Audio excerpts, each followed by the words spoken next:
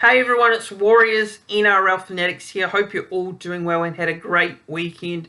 If you are a new viewer to this YouTube channel and you haven't done so already, and I highly recommend you do, make sure you subscribe to this YouTube channel. Don't forget to click that subscribe button down below. It really shows your support for the content that I do, and it's much appreciated, and it all really does help in terms of growing the channel and gets the word out about the content as well. And don't forget to like this video. Make sure you click the thumbs up on the video, and thanks to those who have recently subscribed to the channel.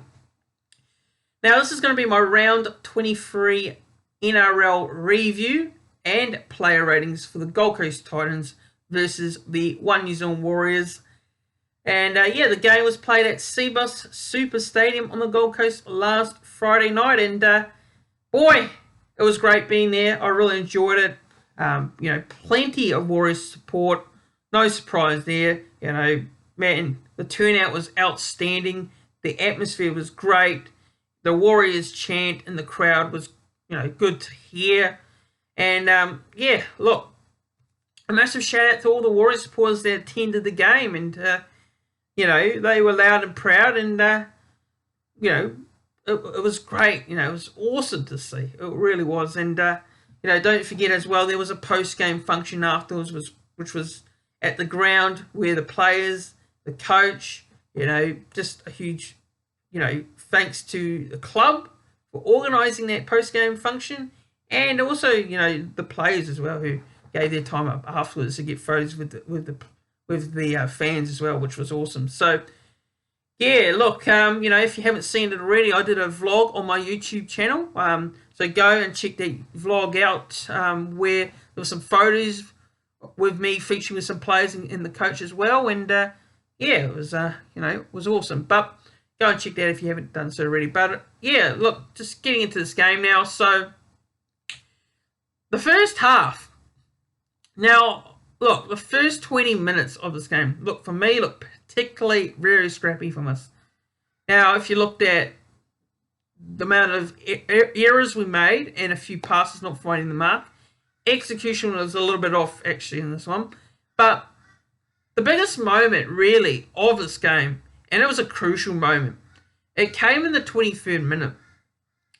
Now, I obviously had to watch the game replay back, because you see the game a lot differently from a replay to what you see live at the ground. But Moani Fotuaika.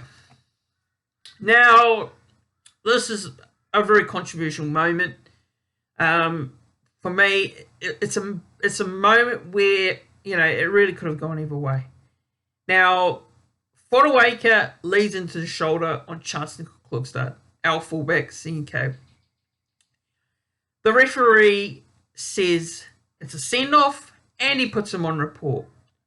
Now, if you're the Titans, players, coach, fans, you'd really be extremely annoyed with that decision and call, which, fair enough, I get it, I understand. But in the NRL, we need to see consistency. So it's always been called anything with contact on a player, which results in a player coming off the field for an HIA, usually, you know, you're going to get in trouble for it, you know. And unfortunately for Moani Fotuaika, and look, I don't think he intentionally went out and did this on CNK. So from a non-biased point of view, I'm going to say I don't think he did do that. Go out there to do that to Chancellor Klugstad and knock him out. But look, on replay, when you look at it, you know, it is the correct call. It is the correct call. I'm going to say it's the correct call. I know I'm going to get some Titans fans coming on here, probably look at this video and might say, oh, you're just biased and one-eyed, and, you know, Warriors fan, of course you're going to say that. But look, it's the NRL, it's the rules. For me, that is a send-off. It's a send-off. It is a send-off any other week. So, you know, unfortunately for Fotuaika, he had to sit this whole game out. Now, I'll go to the next part. The 20th minute. Marata Niukore gets 10 in the bin for slap. that was not a slap, and that did not deserve 10 minutes in the bin. So I think Murata Niukore was harshly done. I don't think he deserved 10 in the bin for that moment. And personally, it was the wrong call. But getting into the next moment of this game, 80th minute. So off a 6 again for the Titans and a couple of dropouts. The Warriors under pressure throughout the start of this game. The Titans finally cracked the Warriors' defence there with David Fifita going over to score, and it is 6-0. And look, the way I thought the Titans started this game, I thought defensively very strong. They came out with a lot of intent, and you could see that when Fodawaker made that tackle.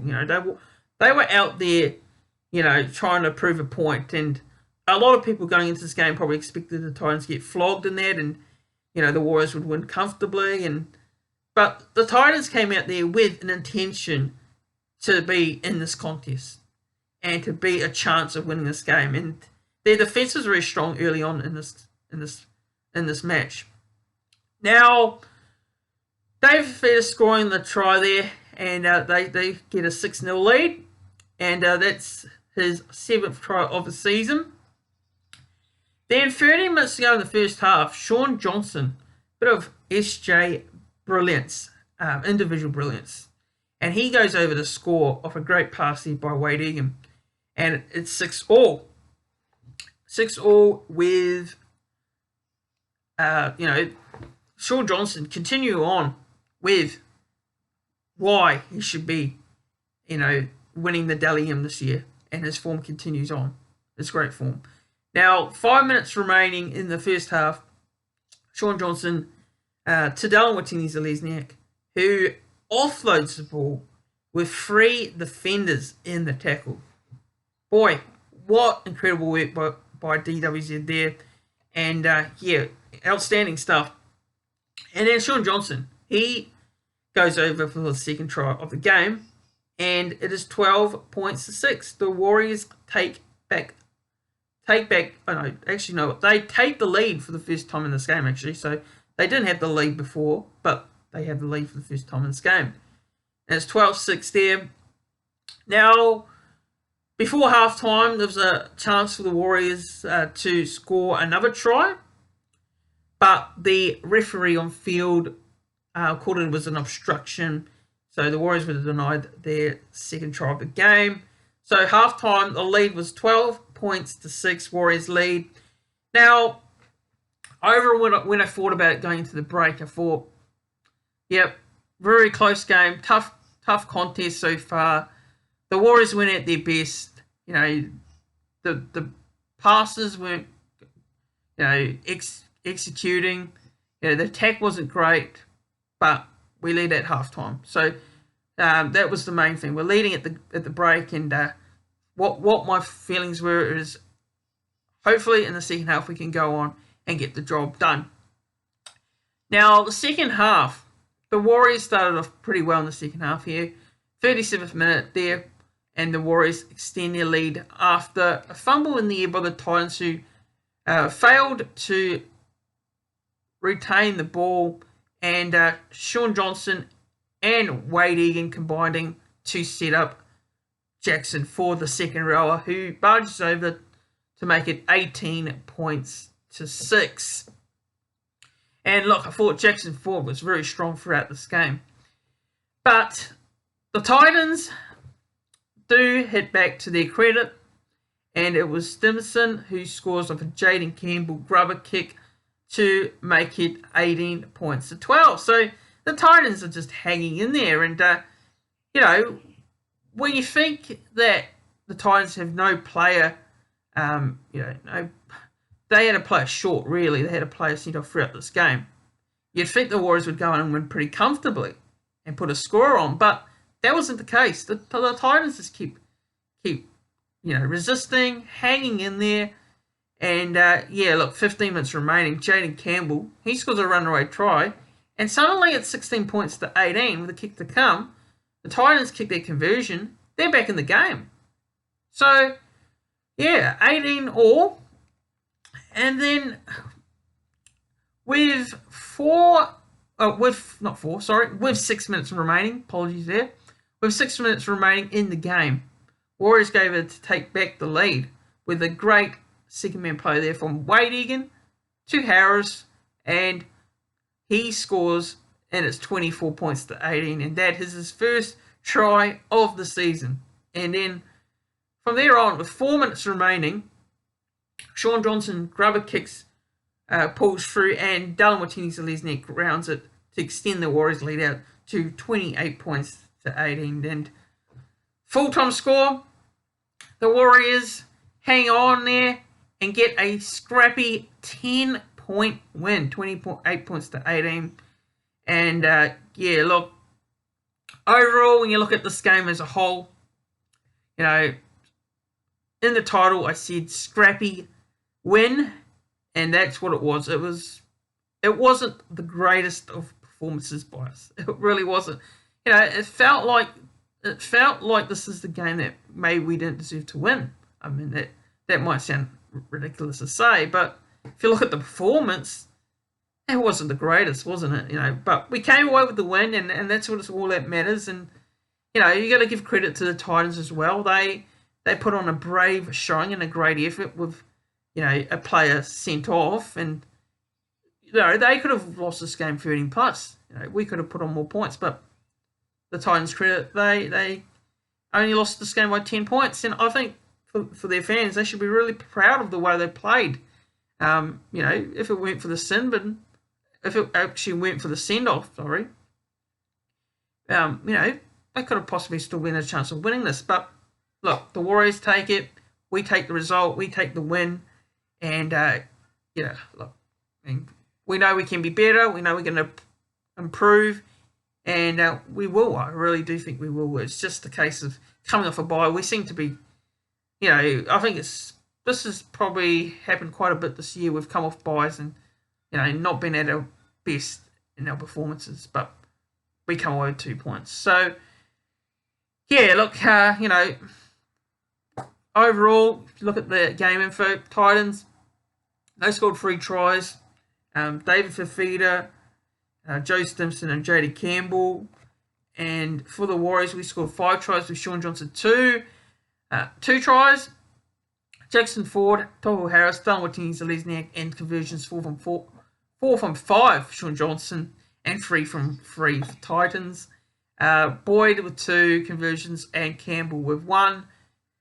Now, in terms of the standout players for this game, now I looked at 3 particular players that I noted down. Now, also Jackson Ford. Jackson Ford was very good for us in the forwards there. Strong performance as well, good work rate, and he made some good meters as well on the field. Harris as well. I thought Tohu Harris was outstanding there. He led the way on the field as well in terms of his defence as well as his meters. And Taine Tuapiki, not an easy job for a young kid to come on. Being the 18th man for the NRL side, not knowing if you actually play. Usually when you're 18th man, you don't usually get to play. And he had his opportunity to come on because CNK unfortunately, failed that HIA. And I thought Tuapiki came onto the field and did a really good job actually. And look, very good young bloke as well, Tuapiki. I got a chance to chat to him after the game and got a photo, and he's a really nice kid actually. And look, I think the future is very bright for Tuapiki, and yeah, I've been a fan of him, throughout last year when I was watching Q Cup, but obviously, it'll be hard to find a first grade spot for him at the moment because CNK is going to get that spot anyway. But it's good that we can know that we've got someone we can bring into the side. But yeah, I thought it was very solid coming off the bench actually. I really think it was good with the amount of time he got given, and his stats were pretty well. But I thought it was very good actually. And looking into the game stats, so possession wise, here the Titans had 46%, the Warriors had 54%. Time and possession, so that was 28 45 to the Warriors. Titans 24-13. Completion rates for the Warriors wasn't great, wasn't our best. 71%, which, knowing the Warriors, we usually have a completion rate around 80%. But in this game, we made a ton of errors. Now, the Titans had 86% completion rate. All runs, Warriors 196, Titans 159. All running meters, 1,454 to the Titans, to the Warriors 1,849. So completely dominant in terms of that area. Post-contact meters, Titans 416, Warriors 569. Line breaks for the Titans 4, Warriors 7. Tackle breaks 35 to the Titans, Warriors 41. Kick return meters, Warriors 168 to the Titans 74. Average play the ball speed, Warriors 3.7 seconds to the Titans 3.71 seconds. Now, offloads, Warriors had 9 offloads to the Titans 7. Tackles made for the Warriors, they had 296. Missed tackles, Titans 41, Warriors 35.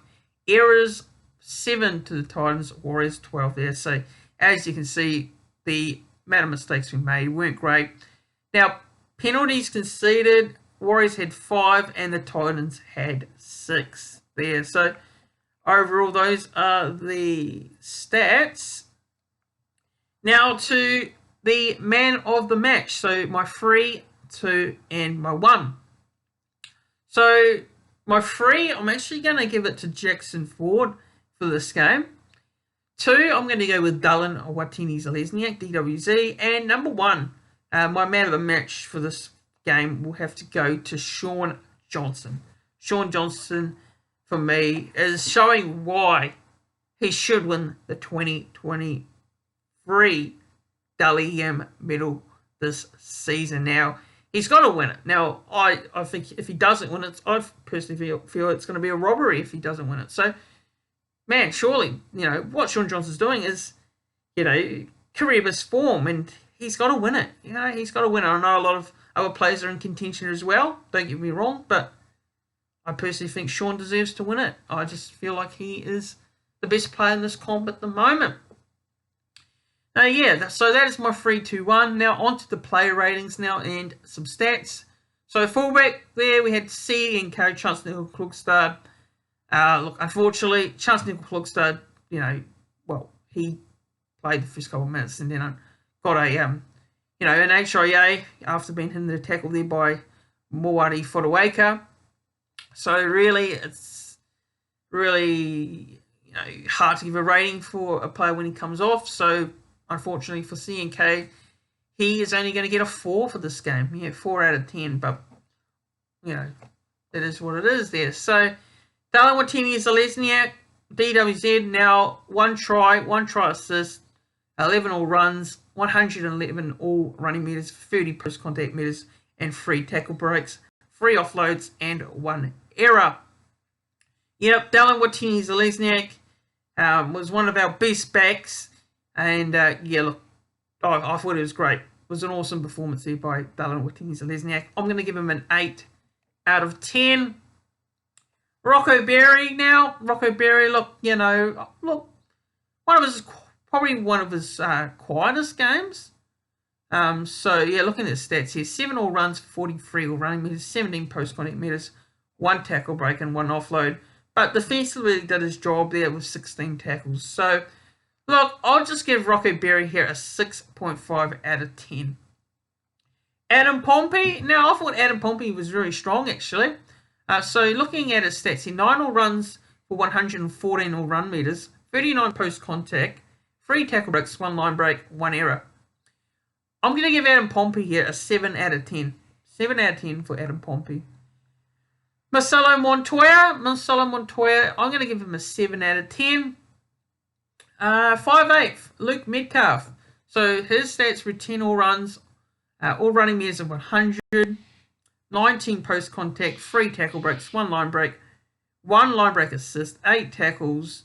He had 2 kicks for 62 kicking metres. Now, I know there's a lot of people that will say this wasn't his greatest performance at all, and look, I wouldn't say it was his greatest performance either, but I don't think it was terrible. I really don't think it was that. I don't think it was bad in this game. I really don't. I think for me, look, I'll give him a 7. I'm going to give him a 7. I'll be fair and I'll give him a 7 out of 10 here. But obviously, yeah, look, probably wasn't his greatest stand-up performance. But look, I don't think it was shocking. So I'll give him a 7 for me for Luke Metcalf in this game.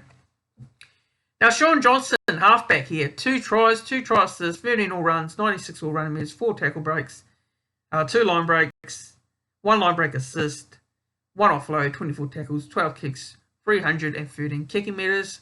Look, Shaun Johnson for me was my man of the match, so I'm going to give him a 9 out of 10 for Shaun Johnson. I thought Shaun Johnson really much led the way in terms of the way the team played, and he helped guide this team to those 2 competition points. So Shaun gets a 9 for me. Adam Fanua-Blake, so I'm going to give him a 7 out of 10. So 14 hit-ups, 16 all-runs, 169 all-running metres, 80 post-contact metres, 5 tackle breaks, 1 offload, and 22 tackles. So, yeah, Adam Fanua-Blake for me.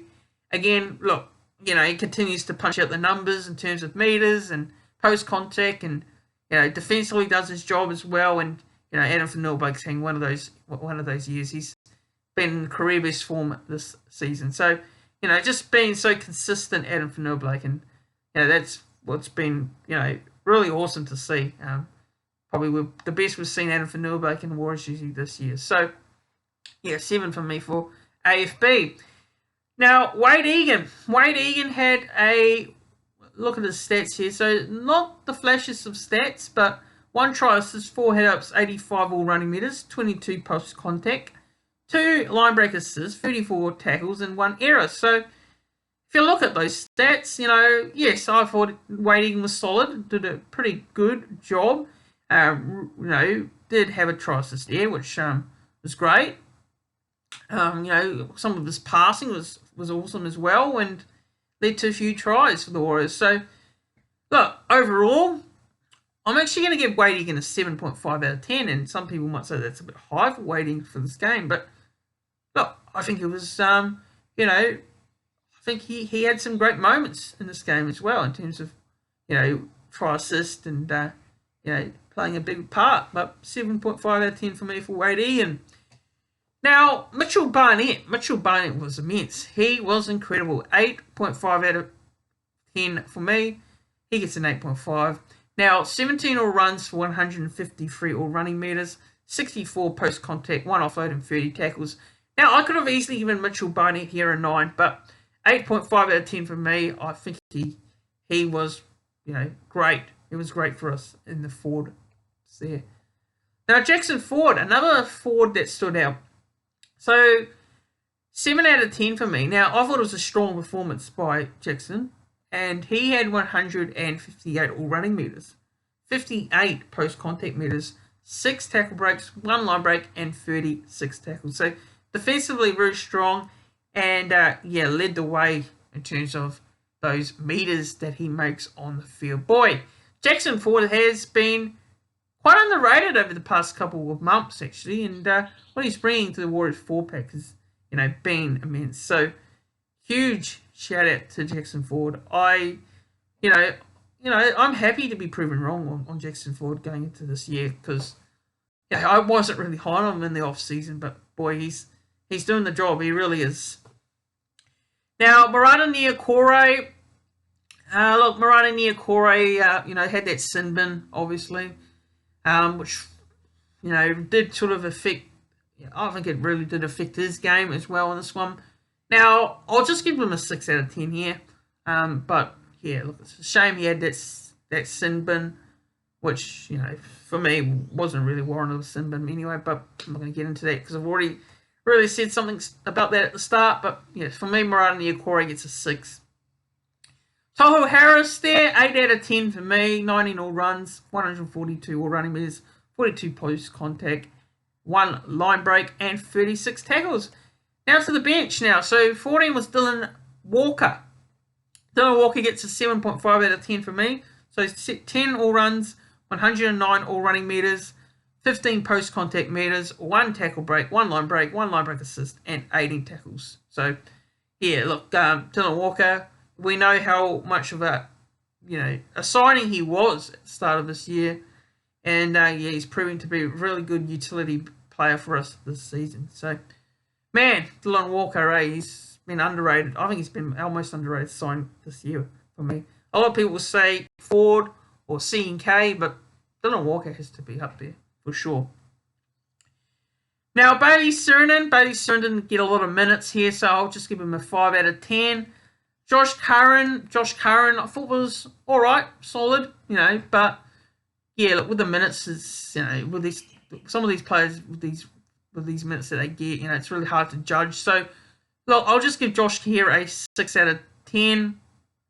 Jazz Tavanga was good coming off the bench here, so I'll give Jazz a 6.5 out of 10 as well. And look, it was great to see Jazz back on the field, and may he long, stay on the field and not get any more injuries throughout this year, because having Jazz, is immense for the side. What he brings to the table, is just incredible. So yeah, bloody awesome to see Jazz back in the side, and good to see him on the field again. So, Tane Tuapiki now coming off the bench, obviously had to come on for C&K, and boy, I thought he did a good job. 17 runs, 165 all running metres for me, gets a 7 out of 10 for Tane Tuapiki, and very nice bloke as well. Actually, massive shout out to him, because after the game I got a photo with him and talked to him, and he said he saw one of my YouTube videos, which was awesome as well, and it's great that he acknowledged that he saw one of my videos on YouTube, which was great as well. But nice bloke as well, and local Gold Coast as well, and for those of you who don't know, he played for Burleigh in the Queensland Cup, and I watched plenty of him last year, and I see massive potential in him in the next couple of years. Very young, very talented, and overall a nice bloke as well. But that is it, everyone. So that is my game review, player ratings, going through all the stats, giving my man of the match, everything in between that. And yeah, look, if you look back at this game, it wasn't the greatest of games. It wasn't pretty. The performance wasn't there. You can tell it after this game in the press conference by Andrew Webster. Yeah, he wasn't too happy with the performance. Actually, it really wasn't the way he was talking. But he knows this team, can get better, and I'm sure it will. And you're going to have these games as well. You're going to have these games where you're not at your best, and we weren't. But 2 points is 2 points, everyone. That's all that matters, isn't it? It counts. It's on the table. It's on the ladder. We stay in third now, and bring on the Tigers this week at Waikato Stadium in Hamilton on Saturday night, which will be a team we cannot underestimate either. We can't really underestimate anyone in this competition. That's the way it goes, and all these bottom teams are gonna, want to ruin the party. They don't care. They don't care about the other team's finals place on the ladder. They're gonna go out there, and some of the players will play for their futures. So we're gonna watch out for the Tigers this week. But yeah, look, let me know what your thoughts are on the game, everyone. Who was your standout players? Who was your man of the match for the Warriors? Look, I will say, if I had to pick a man of the match for the Titans, I will say this quickly, that Jaden Campbell was incredible. He was amazing. So, I don't know what the Titans are going to do there. Personally, I think he's better off starting. He's a better player starting than, but you've also your Brimsons as well. So, let me know what your thoughts are on the game in the comments down below. If you are a new viewer to this YouTube channel, and I would appreciate it really much, make sure you subscribe to the channel. And also I'd like to as well thank those who came out and said thanks to me for the content that I do, and they tell me that I do a great job, because look, I appreciate all that support, I really do, and it really is just for you guys. It's really for you guys, the fans, and that's what it's all about. So that's the only reason why I do this, to give you guys the content that you want to watch. And yeah, I'd like to thank those people for those kind words that they've said to me, at the game. But guys, make sure you like this video. Don't forget to subscribe to the channel if you haven't done so already. And also don't forget to go and check out my vlog on the channel as well if you haven't seen that already, where, go give that a watch. But cheers everyone for watching, and I'll see you all in the next one.